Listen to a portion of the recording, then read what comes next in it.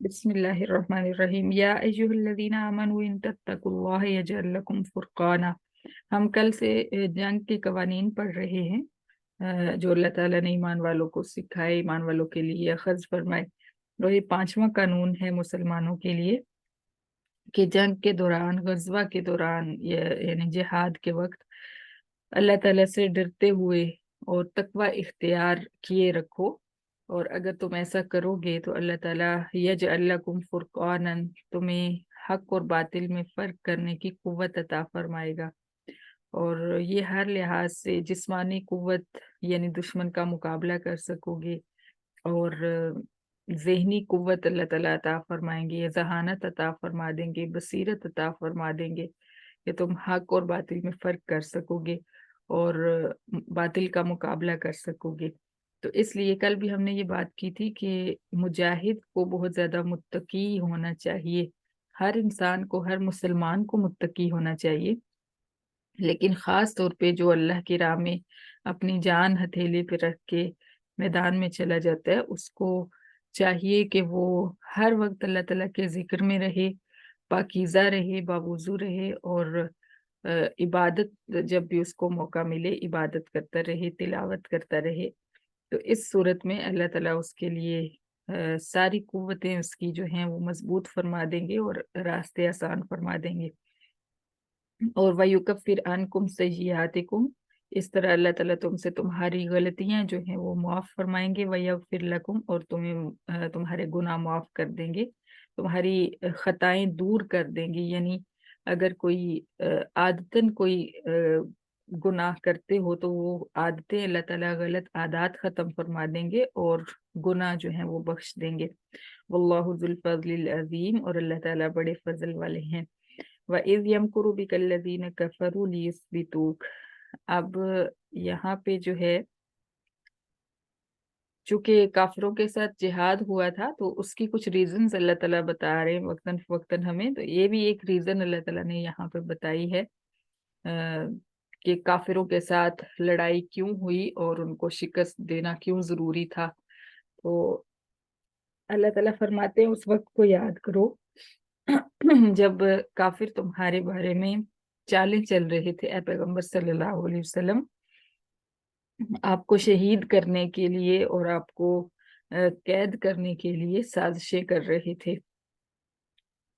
یہ واقعہ ہوا تھا ہجرت سے پہلے اور بلکہ مکی زندگی جتنی بھی ہے اس ساری زندگی میں ہی کافر چالیں چلتے رہے۔ تو ایک دفعہ ایسا ہوا کہ انہوں نے آپ صلی اللہ علیہ وسلم کو معاہدہ کرنے کے لیے بلایا ایک جگہ پہ، لیکن انہوں نے ارادہ کیا ہوا تھا کہ جب آپ ایک دیوار کے پاس آ کر بیٹھیں گے تو ہم اوپر سے پتھر گرا کے آپ کو شہید کر دیں گے۔ تو اللہ تعالیٰ نے آپ کو وہاں سے پہلے سے ہی آگاہ فرما دیا حضرت جبرائیل امین کو بھیج کے، تو اس طرح سے آپ صلی اللہ علیہ وسلم کو اللہ تعالیٰ نے محفوظ رکھا ان کی چالوں سے۔ تو بہرحال یہ چالیں پوری مکی زندگی میں 13 سال تک یہ لوگ چلتے رہے۔ او یخرجوک، یہ بھی چال چلی کہ آپ کو ملک بدر کر دے۔ تو اللہ تعالیٰ فرماتے ہیں وَيَمْكُرُونَ وَيَمْكُرُ اللَّهُ، کچھ وہ چالیں چل رہے تھے، کچھ اللہ تعالیٰ تدبیریں فرما رہے تھے۔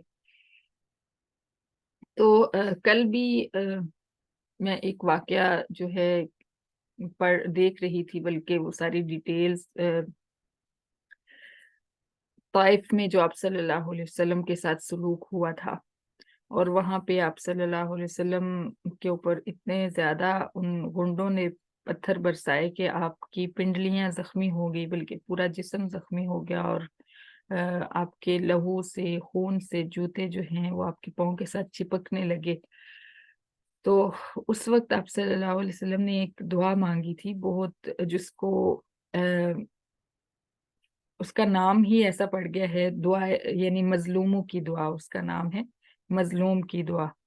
تو آپ صلی اللہ علیہ وسلم نے اس وقت وہ دعا مانگی تھی، آپ کے ساتھ میں انشاءاللہ شیئر بھی کروں گی۔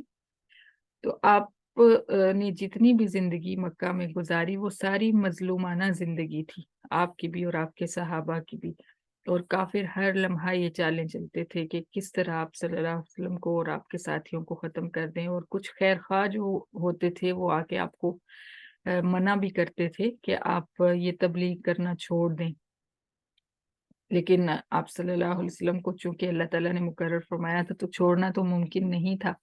आपने अपने एक वाकया ये भी आपने सुना होगा कि आप सजदे में थे और काफिर गुंडे जो हैं वो बैठे हुए थे साथ टोलियां बना के।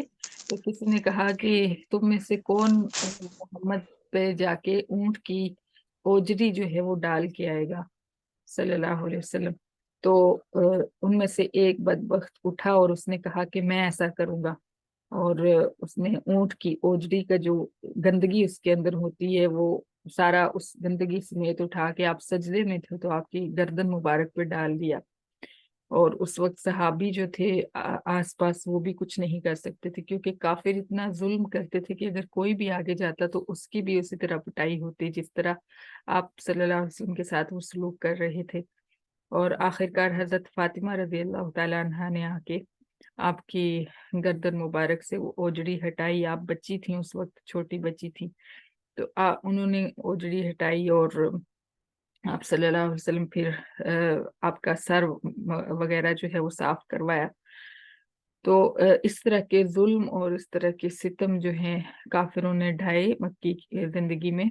और हर लम्हा वो यही चालें चलते रहते कि किस तरह आपको नाउजुबिल्ला खत्म किया जाए। अल्लाह ताला फरमाते हैं यमकुरूना व यमकुरुल्लाह, वो भी चालें चल रहे थे और अल्लाह ताला भी तदबीरें फरमा रहे थे, और अल्लाह ताला से बेहतर कोई तदबीर नहीं कर सकता। वइज़ा तुतला अलैहिम आयातुना